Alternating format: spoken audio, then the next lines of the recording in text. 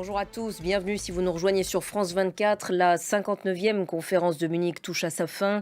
Une grand-messe presque entièrement consacrée cette année à la guerre en Ukraine. Les Occidentaux ont réaffirmé, je vous le disais, leur engagement à soutenir Kiev et sur la durée. Voilà, et ce dimanche, la Russie dénonce les propos tenus hier par Emmanuel Macron. Le président français, Marc Perelman, le disait à l'instant, avait dit vouloir la défaite de la Russie dans ce conflit tout en évitant qu'elle soit, je cite, écrasée. La parole d'Emmanuel Macron n'a guère de valeur, a déclaré donc aujourd'hui la porte-parole du Kremlin. Pendant ce temps, sur le terrain, les combats font toujours rage sur la ligne de front, notamment autour du nœud stratégique de Bakhmout.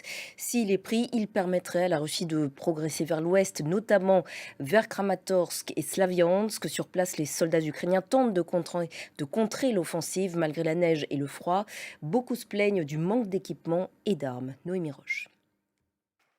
14 jours maintenant depuis le séisme qui a touché la Turquie et la Syrie, Ankara a décidé ce dimanche d'arrêter les recherches, sauf dans deux provinces les plus touchées, à savoir Kahramanmaraş et Hatay.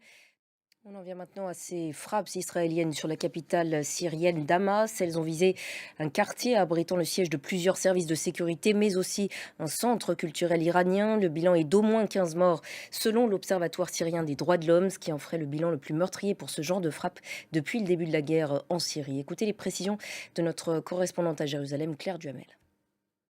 Et toujours concernant Israël, de nouvelles manifestations d'ampleur se sont tenues hier soir et pour la 7e semaine consécutive contre la réforme judiciaire voulue par le gouvernement. Des dizaines de milliers de personnes se sont rassemblées à Tel Aviv, Haïfa ou encore Netanya dans le nord. Les protestataires craignent que cette réforme n'affaiblisse l'indépendance du pouvoir judiciaire et menace donc la démocratie dans le pays. Thibaut Franceschi. Je vous le disais également en titre, fin ce dimanche du sommet de l'Union africaine.